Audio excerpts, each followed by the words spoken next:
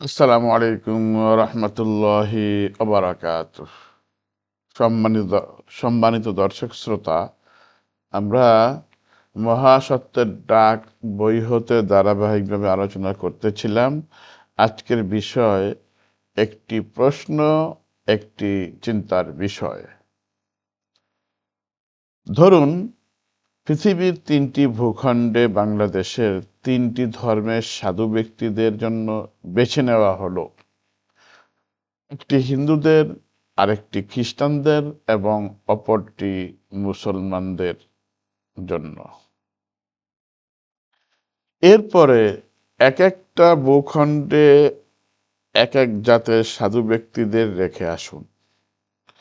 এর কিছুদিন পর ওই ভূখণ্ডগুলি ভিজিট করে আসুন, দেখুন কোনটার কি অবস্থা হলো। হিন্দু সাধুদের ভূখণ্ডে গেলে সবকিছু দেখে শুনে মনে হবে যেন ৫-৬ হাজার বছর পূর্বের দুনিয়ায় এসে পড়েছি। অর্থাৎ ৫-৬ হাজার বছর পূর্বে বনে জঙ্গলে বসে বসে যেসব মনীষী ঋষি তপজপ করতেন, সেখানেই এসে পড়েছি।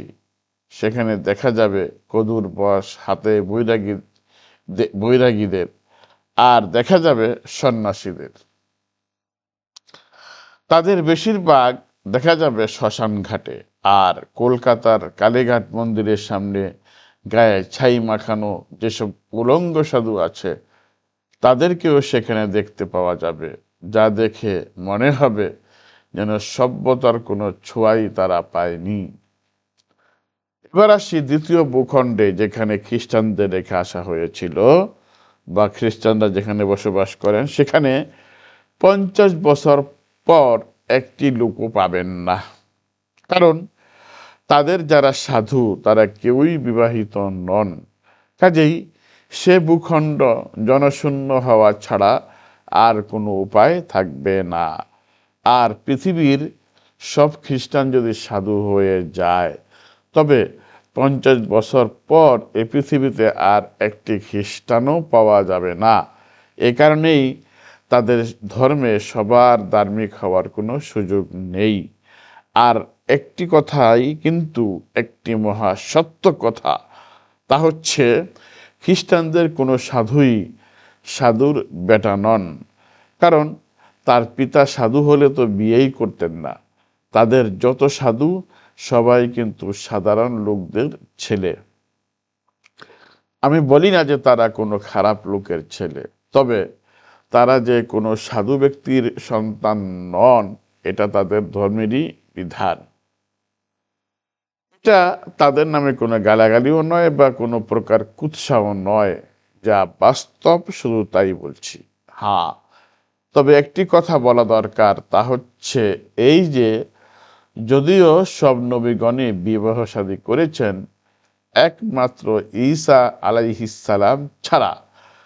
আর ঈসা আলাইহিসসালাম এর অনুগত অনুসারী হওয়ার কারণে খ্রিস্টান সাধুগণ বিবাহ করেন না। কিন্তু এর ভিতরে এমন একটি মহাসত্য লুকায়িত আছে, যা হয়তো খ্রিস্টান সাধুগণ চিন্তা করেন না। তা হচ্ছে, হযরত ঈসা আলাইহিসসালাম ছিলেন বিন পিতার সন্তান, তার পিতা ছিল না। তাই হয়তো পুরুষ সুলভ কোনো পৌরসত্ব জন্মসূত্রে তিনি লাভ করেননি। এটা একটা ধারণা মাত্র, আল্লাহ রব্বুল আলামিন ভালো জানেন, যার ফলে তিনি বিবাহের অযোগ্য ছিলেন। কিন্তু তাই বলে তিনি নবী হিসেবে বিবাহ নিষেধ করেননি। নিজে বিয়ে করেন নাই, তার মানে এ নয় যে তার উম্মতরা বিয়ে করবে না, এমন কোনো তথ্য তিনি দেননি। এবার আসি তৃতীয় ভূখণ্ড, যেখানে মুসলমান সাধুদের রেখে আসা হয়েছিল। সেখানে গেলে দেখা যাবে যে একটা বেহেশতি রাষ্ট্র কায়েম হয়ে গিয়েছে। মুসলমানদের সাধু ব্যক্তি যেহেতু প্রতিটি বিভাগেই আছে, তাই মুসলমান সাধুদের বেছে নিয়ে যেখানে যেমন পুরুষ যাবে, সেখানে মেয়েরাও যাবে। সেখানে যেমন আলেম মৌলভী যাবেন, তেমন সেখানে কুলি মজুরও যাবেন। সেখানে প্রত্যেক বিভাগের কর্মচারী থাকবেন।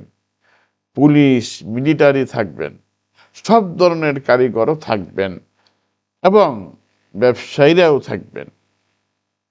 কারণ মুসলমানদের সুফি মুত্তাকিগণ, পরহেজগার লোক সব ক্ষেত্রেই আছে। আর এই ধরনের সৎ লোকগুলি যদি কোনো ভূখণ্ডে একত্রিত হতে পারেন, তবে সেখানে যে বেহেশতি রাষ্ট্র কায়েম হবে তা না বললেও বুঝতে কারো কষ্ট হওয়ার কথা নয়। এবার চিন্তা করুন, যে ধর্মের সাধু ব্যক্তিদের দ্বারা একটা দেশ চলতে পারে না, সে ধর্ম কি করে আল্লাহর মনোনীত ধর্ম হতে পারে? এই যুক্তিতে খ্রিস্টান ধর্ম যে যুক্তিগ্রাহ্য নয় তা প্রমাণ হলো। অতঃপর হিন্দু সাধুদের বেলায় দেখুন, তাদের সাধুদের ভূখণ্ডকে কেউ কি সভ্য লোকের ভূখণ্ড হিসেবে স্বীকার করবে? তবে হ্যাঁ, যারা যুক্তি মানতে নারাজ তাদের কথা ভিন্ন। আমার আপনার দায়িত্ব হলো লোকদেরকে বুঝানো। আপনি আমাকে বুঝাবেন, কিন্তু আমি যদি না বুঝার শপথ করি তবে কেউই আমাকে বোঝাতে পারবে না। যেমন আমি যদি জিদ ধরি যে আমার পিতার বিশ্বাস কোনো প্রকারেই আমি ত্যাগ করব না, তবে আপনার কি করার আছে বলুন? এমন লোকও আমাদের সমাজে আছে, তাদের ব্যাপারে আমার কিছুই বলার নেই এবং কিছু করার নেই। যতটুকু বলার ছিল, বোঝানোর ছিল, ততটুকুই আমরা বোঝানোর চেষ্টা করেছি। এবার চিন্তা করার বিষয় আপনার, ভাববার বিষয় আপনার। আপনি ভাববেন, আপনি চিন্তা করবেন যে আমি কি করব, কোনটা গ্রহণ করব। প্রকৃত অর্থেই ইসলামই একমাত্র মনোনীত ধর্ম। আল্লাহ তাআলা ইরশাদ করেছেন, ইন্নাদ-দীনা ইনদাল্লাহিল ইসলাম। নিশ্চয়ই দিন হিসেবে, জীবন বিধান হিসেবে, মানুষের চলার পথ হিসেবে মনোনীত জীবন বিধানই হচ্ছে ইসলাম। আল্লাহ রাব্বুল আলামিন আমাদের সবাইকে ইসলামের উপর অবিচল রাখুন, অটল রাখুন। আসসালামু আলাইকুম ওয়া রাহমাতুল্লাহি ওয়া বারাকাতুহু।